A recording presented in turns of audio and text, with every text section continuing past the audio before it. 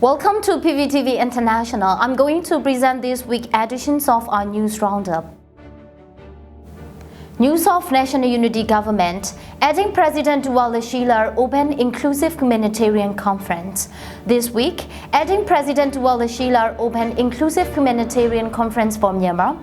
He dedicated the virtual conference to the people in the ashes whose homes and villages have been destroyed by the Myanmar military. He assured them that they are not forgotten.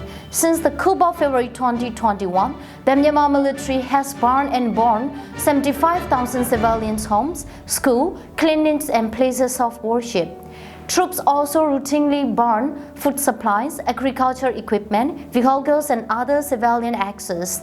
The acting president commanded NUGs and partners to working together to find practical solutions to Myanmar's humanitarian crisis. Running from September 23 to 26, the conference is co-sponsored by NUG, the National Unity Consultative Council, and the General Strike Coordination Board. The 200 participants included representatives from the Karen National Union, the Karen Interim Executive Council, the Interim Chen National Consultative Council, and many others. Representatives of embassy, United Nations agencies, and civil society organizations were also present. The NUG calls on international organizations to provide military, political, economic, and diplomatic assistance. The NUG and its alliance are not only fighting the military but also working for systemic change, said the NUG in a statement on the situation in Myanmar issued on September 20. The statement detailed efforts by NUG's People Defense Force to protect civilians and its zero-tolerance policy with respect to violence towards civilians. The NUG urged the international community to support the struggle against the hunger and systemic change. Ministry of International Cooperation. NUG welcomed $116 million in humanitarian relief provided by the United States. On September 24, the NUG Ministry of International Cooperation applauded the United States announcement that it would provide $116 million in humanitarian aid to Bangladesh and Myanmar. And the ministry urged other nations to provide humanitarian aid as well. Ministry of Health. Dr. Zaw Wai Soe attended World Health Organization's events held in the United States. In New York, Ministry of Health Dr. Zaw Wai Soe attended both the World Health Organization WHO meeting on universal healthcare on September 22nd and the launch of a WHO report on September 19. Dr. Zaw Wai Soe and Dr. Tun Aung Shwe meet with Myanmar families in Australia. Ministry of Health and Education, Dr. Zaw Wai Soe and Dr. Tun Aung Shwe, NUG representative in Australia, met with Myanmar families in Australia during a town hall meeting in Brisbane, Queensland. The meeting was organized by the CRPH, NUG Supporters Group of Queensland. The meeting provided an opportunity to reaffirm the Myanmar diaspora in Australia's commitment to democracy in Myanmar, exchange warm greetings, and provide updates about NUGs and the progress of the Spring Revolution. Ministry of Foreign Affairs. Foreign Affairs Minister Mao meets Lithuanian counterparts, links Myanmar to global crisis of democracy. In a meeting with the Foreign Minister of Lithuanian, Gabrielius Landsbergis on September 22nd, NUG Minister of Foreign Affairs Mao connected the struggle against the military council in Myanmar with the global crisis of democracy. Myanmar's military council is a threat to regional stability and sustainable development in Asia. Minister Mao and Ambassador Moton meet the elders. Minister of Foreign Affairs Mao and Deputy Minister Zaw. Minister of Health Dr. Zaw Wai Soe of the Ministry of Health to the National Unity Government and Ambassador Moton, Permanent Representative of Myanmar to the United Nations, met H.E. Mary Robinson, President of the Elders and former President of Ireland, former President of Mongolia, H.E. Abidot Sakir, and former President of Colombia, H.E. Cornelius Santos.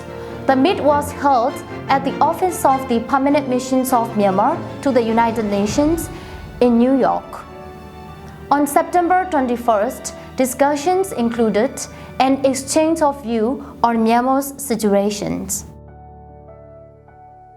Ministry of Communications, Information and Technology, United States promises to continue its effort to take action against the military violence. NUG Minister met with Daniel J. Creighton-Brink, the U.S. Assistant Secretary of State for Asia and the Pacific, on the sideline of the 78th United Nations General Assembly on September 21st. Creighton-Brink and the team pledged to continue their efforts to address the atrocities committed by the terrorist army and the NUG Minister of Communication, Information and Technology in statement following the meeting. Ministry of Human Rights announcement regarding NUG positions on human rights for 54th meeting of the United Nations Human Rights Council. The National Unity Government issued its third Universal Periodic Review report in March 2022, and the statement reaffirmed NUG commitment to align Myanmar responses and positions with those presented to the representative in Geneva. This includes the official abolition of the death penalty, the ratifications and signing international human rights treaty and additional agreements and collaborations with the International Court of Justice in the Gambia Myanmar case, and increasing women's political representations and decision-making at all levels. Furthermore, NUG affirmed its dedications to Myanmar's Federal Democracy Charter as a framework for transforming the nation into an inclusive country grounded in principles of human rights, equality, justice, peace, and the safeguarding of minorities. The NUG also called on the international community to support these ideals for the benefit of the people. Ministry of Natural Resources and Environmental Conservation, NUG announces the discussions of Myanmar Gems and Jewelry Entrepreneurs Association benefiting the Military Council.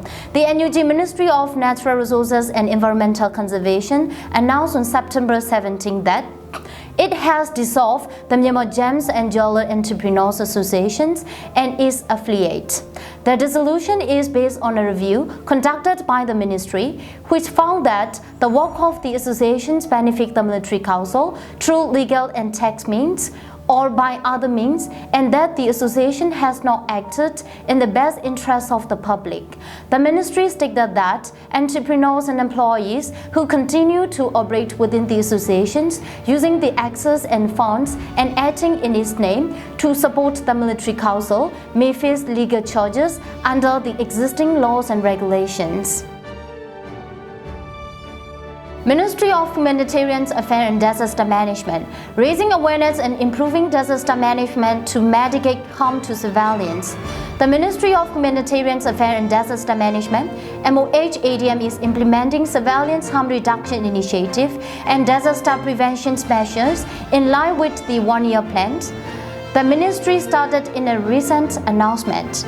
Experts in relevant fields are conducting humanitarian needs assessment courses and civilian harm reduction and disaster responses training.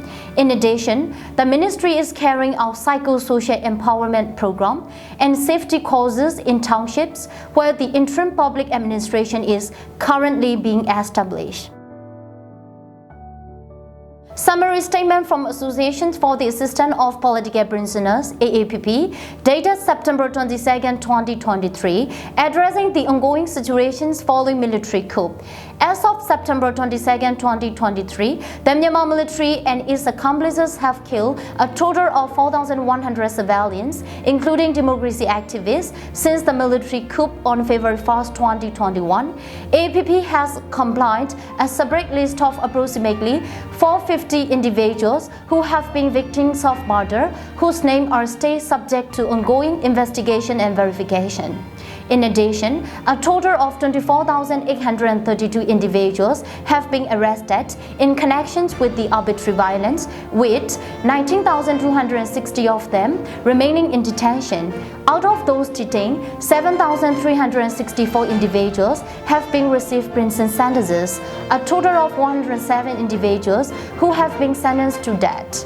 Among these, 119 individuals, including 43 who were subjected to death in blind judgment, totaling 150 individuals sentenced to death. The number of people who were released after being arrested is 5,572. These figures are compiled by the AAPP. The actual death toll may be even higher. Let's see what do we have for our weekly roundup news in coming weeks. Thanks for watching PVTV International.